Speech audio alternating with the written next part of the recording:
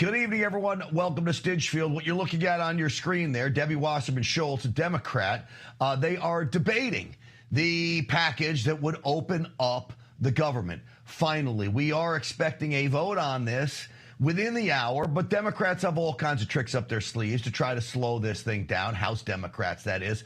We'll be keeping an eye on that. I do want to say this, though, that Democrats are literally floundering like a fish on a dock. They know that they have been beaten by the Trump administration, been beaten back by Republicans, and now they're trying to make excuses for it. This is AOC. I think it's important that we understand that this is not just about Senator Schumer, but that this is about the Democratic Party. Senator Schumer, there's no one vote that ended this shutdown.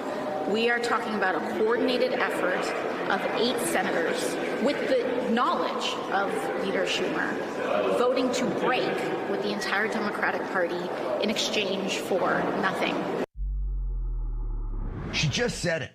In exchange for nothing. She admits defeat. She blames it on 8 senators. You can blame it on whoever you want. But here's who I blame it on solely, fully. And that is Democrats at every level that backed up Chuck Schumer on this shutdown, Jeffries on the shutdown, that literally got nothing out of it. It could have been lifted long before this. As we said, they got nothing. And what did the country get?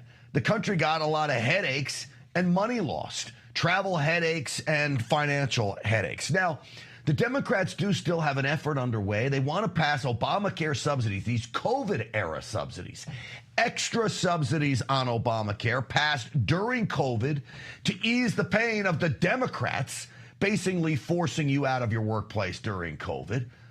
They want to extend this for another 3 years through the Trump administration. It is a very, very long shot effort. I do not expect it to go through. This is Jeffries talking about it.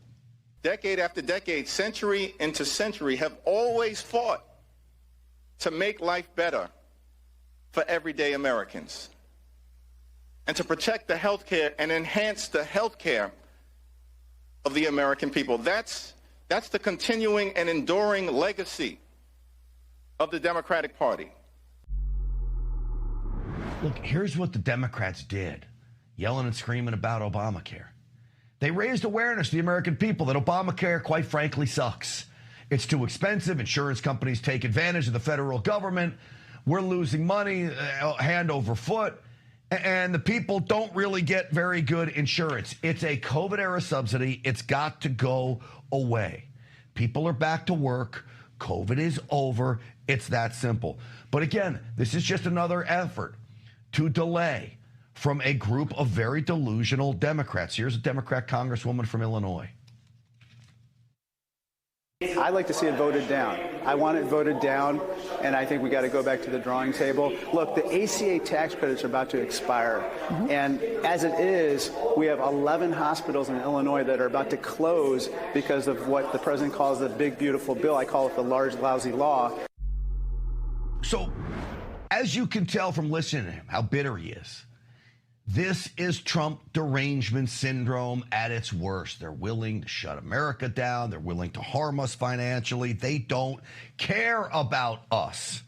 So Scott Bessent summed this up. Of course, he's the Treasury Secretary.